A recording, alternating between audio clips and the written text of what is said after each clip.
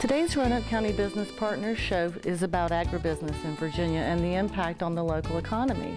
We begin our show with an interview with the Virginia Department of Agriculture and Consumer Services, and we then meet with the Manel Milling Company and Southern States to show you how they partner for agriculture production in the Roanoke Valley and sell to companies like Maple Leaf Bakery locally. From the farm to the table, you will see how agribusiness is affecting you in the Roanoke Valley. Stay tuned, we'll be right back. Walk the red carpet at Roanoke County's Arts and Entertainment Conference taking place April 12th and April 13th. Come meet the stars at the opening reception on Friday, April 12th at the Holiday Inn Roanoke. Work with directors, producers, screenwriters, and casting agents at the workshops on Saturday, April 13th. Enter a film festival submission. Celebrate with the stars and the guests at the closing gala on Saturday night. Don't miss the premiere of the Arts and Entertainment Conference and purchase your ticket today. Welcome back. With me now is Stephen Verson, the project manager with the Virginia Department of Agriculture and Consumer Services. Welcome, Stephen. Thank you. Now, the Virginia Department of Agriculture and Consumer Services has been around since the 1800s, and I believe the agency employs up to 500 people, which is a pretty large agency for the state of Virginia. Can you tell our viewers a little more about the agency and the services you provide? Sure. So we have about 500 employees. Now, about half of us are located in Richmond, and then the other half are located throughout the state. We have several labs and offices located around the state, providing diagnostic services to agriculture producers and other ways to assist growers in Virginia. Now, you have several different divisions, I believe: regulatory, consumer services, marketing. Tell us a little bit about those. Sure. People are always surprised by the variety of the variety of work that the VDAX does. So we have the Commissioner's Office, and then under him there is the Division of Marketing and Development, which I'm in. We'll talk a little bit more about that.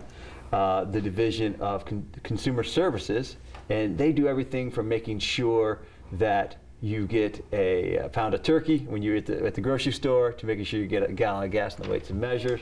We also regulate pesticide and pesticide applications. We also do international marketing, as well as handling complaints about businesses.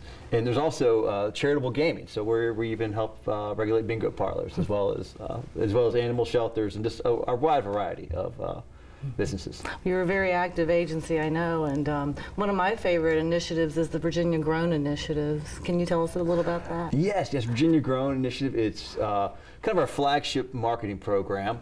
It is, we actually just had the logo trademarked, and it's one of the most visible signs for Virginia agriculture. You'll see it at the farmers market, at farm-side stands, and even in grocery stores that are featuring Virginia grown products. Now, this is the Virginia Finest program. Is that the label that our viewers would be most familiar with? Yes, that is our other flagship marketing program. So the Virginia Grown program focuses on produce, meats, and vegetables. Okay. The Virginia's Finest program, which is the VA with the check mark, which is familiar to a lot of folks in grocery stores and specialty stores, is for our specialty food products: peanuts, hams, jams, jellies, again, a wide variety of products.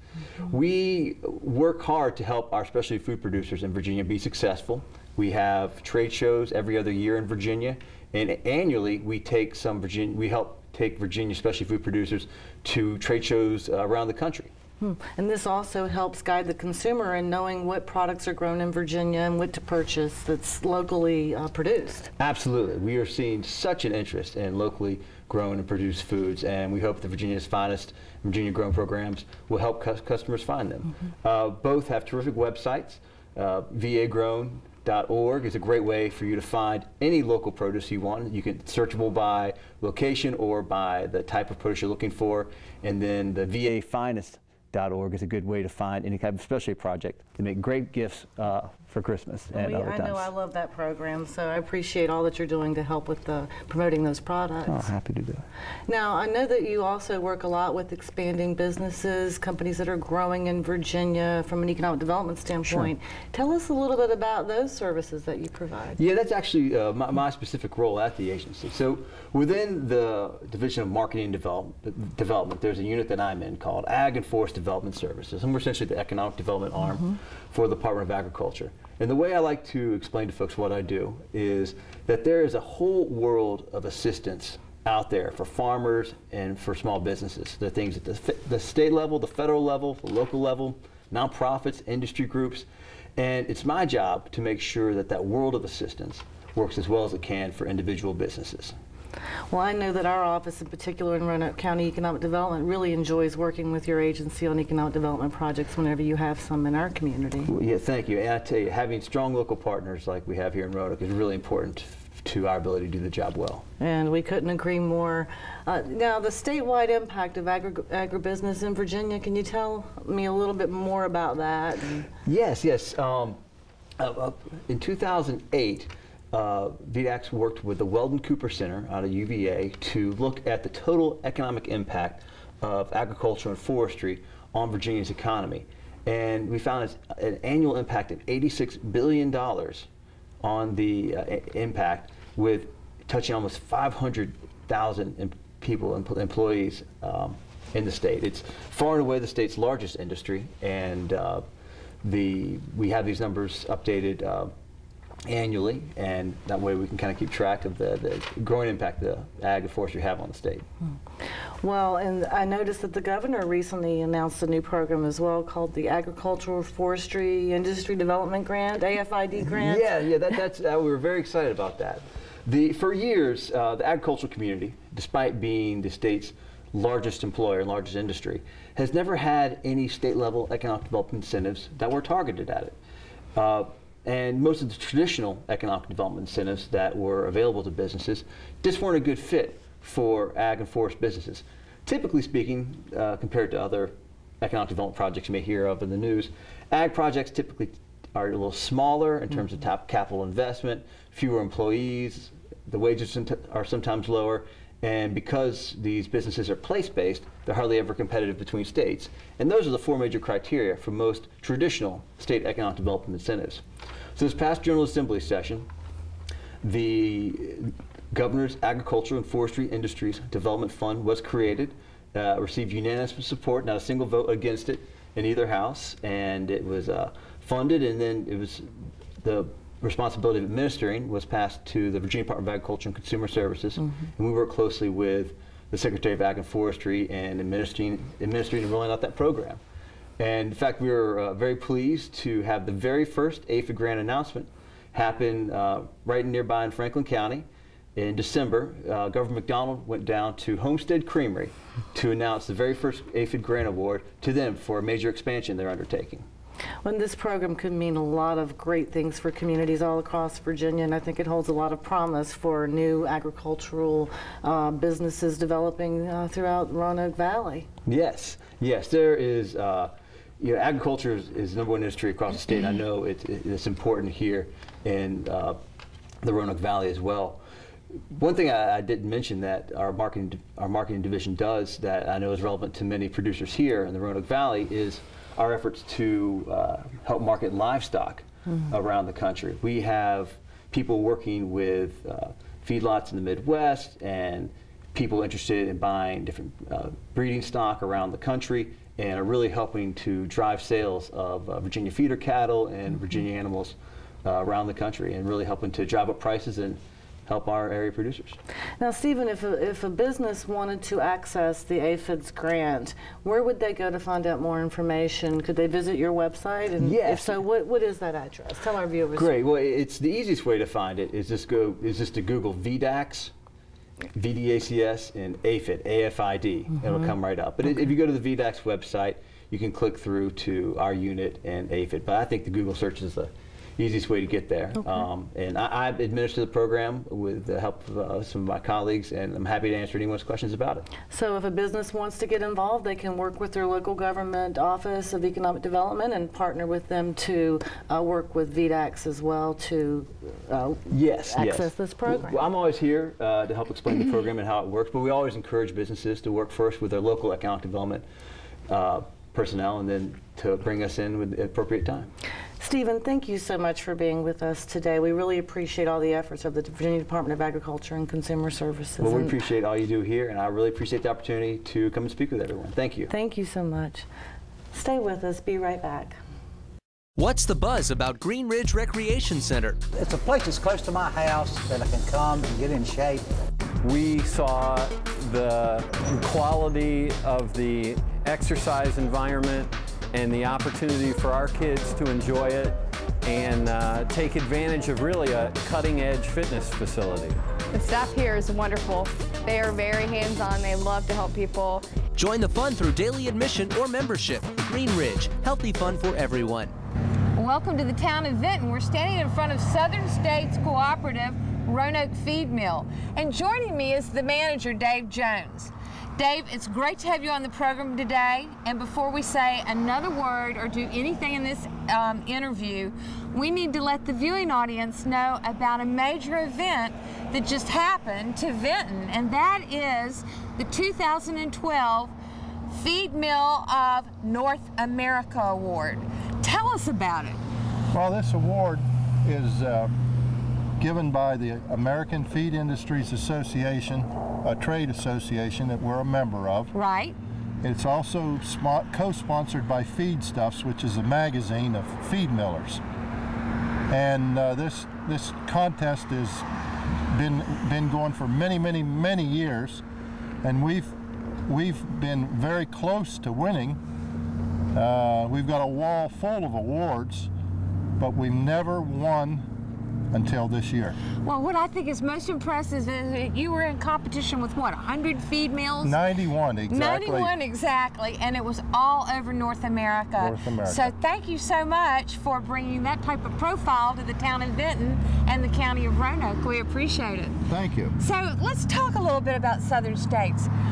I think the thing that's most impressive to me is if you think about seeds, that's how all this kind of sprouted up, because back at the turn of the century, not this one, but the 1900s, farmers were struggling so hard to get good seed, and they were so expensive. So enter onto the stage the Virginia Seed Service. What happened? Well, 1923, July 1923, that's when it all started. The farmers in Virginia, Maryland, Delaware, went together and said, we've got to have a better seed to make the business of agriculture work better. And that's what formed everything that we did.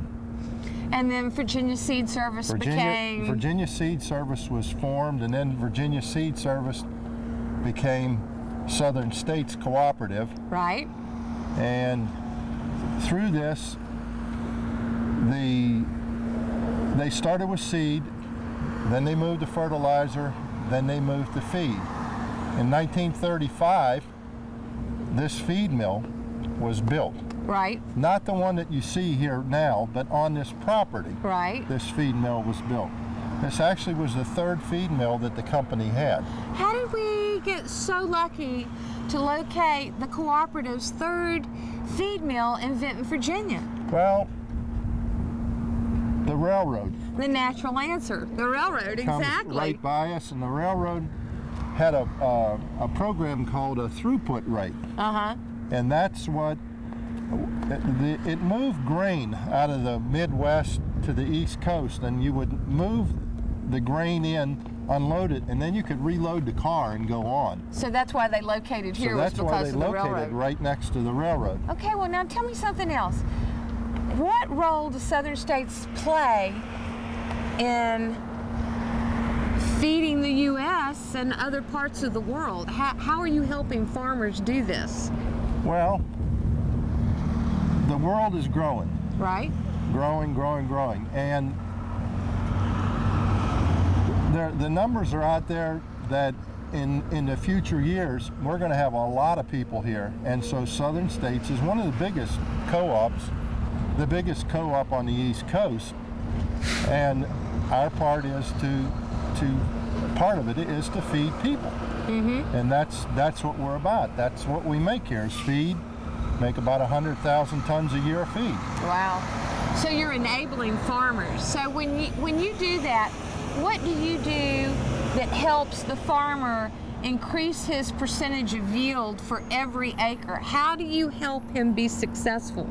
Well, the main thing is we're in the business of keeping the farmer in business. Right. If the farmer doesn't stay in business, they don't need us. So how do you help them be profitable? So what we're doing is we're making the feed as economically as we can, making a good product at the most economical price so that the farmer can make a profit and stay in business. And that's just critical to retaining good farmers. So let's probably go and switch gears and talk a little bit about technology. And I think to do that, we need to go in the mill.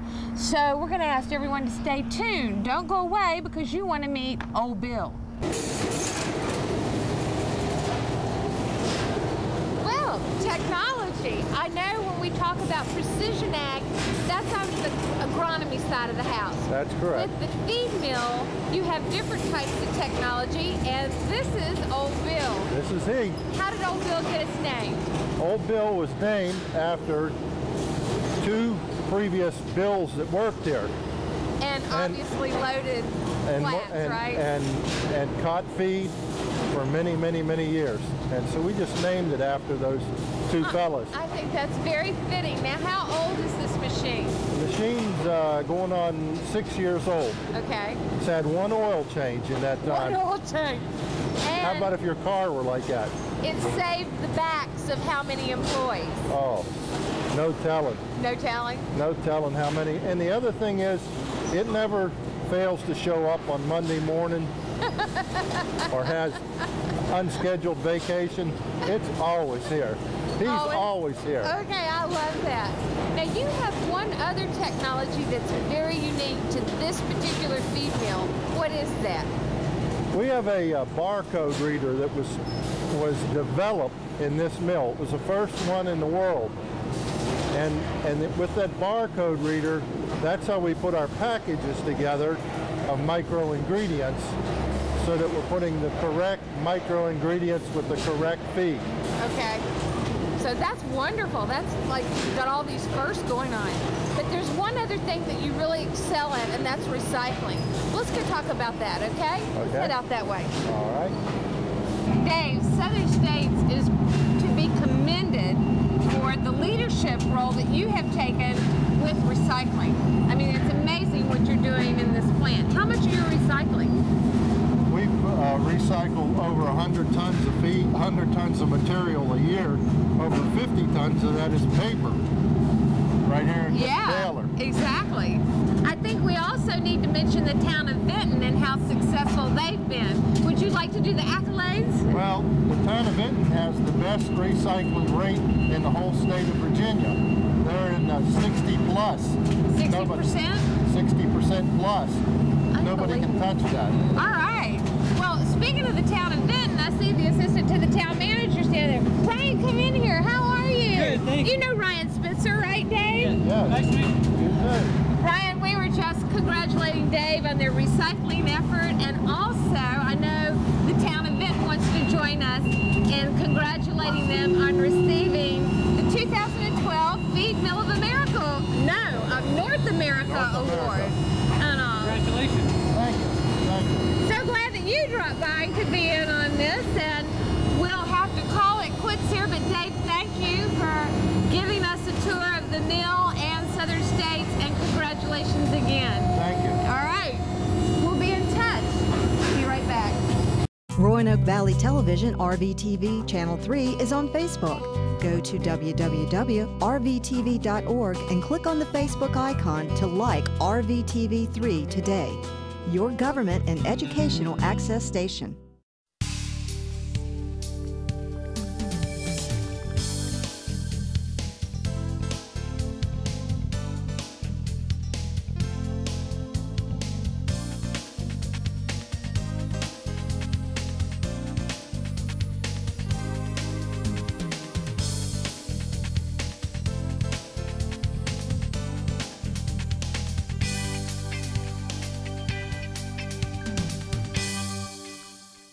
I'm bored. Let's go to Green Ridge, where I can get a workout. Take a class. Play ball. Go swimming. And learn something new. Get involved at Green Ridge. Healthy fun for everyone. Welcome back. We are now at Monell Milling Company in South County, and with me today is Don Monell, president of the company, and Ford Monell, assistant to the president. Welcome, gentlemen. Thank you. Pleasure to be here. Thank you. The Manel has been in business since 1886, and the family has owned the company for over 95 years, and they are now in the 5th generation of leadership. Now, Don, if you could tell me a little bit about the company and its history, and how you came to be in Roanoke. Be happy to. My great-grandfather was hired as the general superintendent of the company when they built the company originally, and my grandfather and his brother purchased control of the company. And we'd like to say that we came to Roanoke with a great strategic vision, but the truth is my father bought it with his heart rather than his head, and we ended up here probably for many wrong reasons. Now, it's turned out to be a tremendous asset to the company, and it's worked out really well, but it took a long time to get there. Now, you've been in the Roanoke Valley for 95 years? No, we've been here since 1972. We bought the Roanoke City Mills, which used to be down on Jefferson Street, in December of 1972. Now, with you being a 5th generation leader for it, I'm sure that this has been a really exciting opportunity for you in inheriting some of the family business. Definitely. It's a unique opportunity, and I value the fact that I'm part of the 5th generation of leadership of the company, and the previous generations have been good stewards to the business, and I look forward to carrying it through to the 6th generation. And that's very unusual in today's economy, and so we're very proud of the fact that you've been able to pass it down from generation to generation. It's very honorable and noteworthy. Now, Don, tell us about your product and some of your primary customers. Well, we're grinding wheat into flour, and we're using both local wheat as well as wheat coming in from Kansas and North Dakota, different classes of wheat. And our largest customer is actually General Mills, who is a larger flour miller than we are, but when they come to specialty flours, they like to use our flour. We also mill for people like Kellogg's, which has the Keebler brand for cookies and crackers, and we do the McKee Foods, which is the Little Debbie's product that we all like, and we do a lot of specialty flours for breading and batters that never make it to having a name on it, but if you buy fried fish or fried chicken or even French fries, they may be dipped in the flour products that we produce. Now, today's show is about agribusiness and some of the Roanoke County businesses that are using agricultural products in their manufacturing process. What is your role in Virginia agribusiness and your impact on the economy? Well, I can't give you dollar numbers, but I can tell you that we are the largest processor of Virginia-grown wheat. We not only have the mill here in Roanoke, we have a large grain elevator over in West Point, Virginia. And most of the wheat is grown on the eastern side of the state. There's a lot of wheat locally that we originate as well. So we make a major impact for the agribusiness in the state of Virginia. Well, we certainly appreciate your contributions to the local economy. Now, Ford, in terms of this facility, your investment here in the county is probably in excess of $30 million? Yes. Original construction was in excess of $30 million, and we've made several significant additions since that time, probably approaching around $36 million today. And tell us about your current employment. We have 39 employees split between the mill operations, and also we have a large group of truck drivers here in Roanoke as well. Now, when you go outside this facility, you see some very large storage bins in addition to the mill itself. Tell us about the capacity of these bins and the amount of product produced here and the height. Sure. Originally, when we constructed the mill in 2007, we built the 800,000 bushel concrete grain annex, and that supplied about 30 days worth of storage for us and was not quite enough to meet our needs. So we went back a couple of years later and built the two large 200,000 bushel plus grain bins, and that stretched out our usage to around 55 to 60 days. So that gives us a lot more flexibility in the amount of wheat we can bring in and the various grades of wheat that we need to make our product. And rail is very important to you, is it not? Absolutely. Rail is critical and really was what brought us to this location in southwest Roanoke County. We've had a long-term relationship with the Norfolk Southern, and they helped us to design a track that we're now able to bring in 50-car unit trains into this facility. Now, the technology used in modern mills is fairly sophisticated today, and I'm sure our viewers would be interested in hearing a little bit more about the technology that you use in your manufacturing process. Sure. The milling process itself has not really changed much since the mid-19th century, when mills were changed over from stone ground to the steel roller mills. Other than that, it's really just been incremental adaptation to technology over the years. The roller mills are now becoming more automated and are all controlled by process control. PLCs, process logic controllers. Process logic controllers. Also, the tensile strength has increased in the sifters with the new synthetic cloth that we're using. Some of the new technologies in flour milling are optical sorters and also near-infrared technology and classifying flours and things like that. It's really become more capital-intensive and less labor-intensive over the years, and really became an automated process where the throughput has increased dramatically, but the head count really has not. Now, how tall is this facility? This facility is 140 feet tall at the highest point. That's pretty tall. Absolutely. Now, you're producing a food product, and obviously, cleanliness is of critical importance, and you are regulated in your industry. Clean transportation is really important, and I know you've just recently built a truck washing facility here. Tell us why that facility locally was important to you. Sure. Sanitation is extremely important in our industry because we're creating a food product that's going into the goods that are ending up on our plates for meals every day. And one of the most critical components is in our transportation. All of the flour that leaves this facility leaves in aluminum food grade bulk trailers. And previously we had been using third-party truck wash facilities and things that really were not designed for food grade sanitation. And so we felt that it was important for both ourselves and our customers to raise the level of sanitation and design a facility specifically for our trailers and our needs, so that we could raise the level of sanitation and also increase the rate of cleanings, because it's right here on site, and so we're able to turn those over more rapidly. And that's obviously important to the consumer and the manufacturers of Little Debbie cakes that we all enjoy, and we're very grateful for your contributions here in the county. And gentlemen, do you have anything else to add for our viewers today? We just say that it's a real pleasure to be here and to do business in Virginia, and we find it very business friendly, and the opportunities here have been excellent for us. We've been able to grow our business very nicely. And you've been great corporate partners with Roanoke County. Gentlemen, thank you for being with us today. Thank you. And stay with us. We'll be right back. Volunteer firefighters save lives. Do you have what it takes? Visit RoanokeCountyVA.gov/FRVolunteer. Or call 540-777-8706 to become a volunteer today. That concludes our show on agribusiness, and we'd like to thank our two business partners, Southern States Cooperative, Roanoke Feed Mill, and Manel Milling, for being part of the show. We'd also like to thank our state partners, the Virginia Department of Agriculture and Consumer Services, for being here and giving an induction to the program.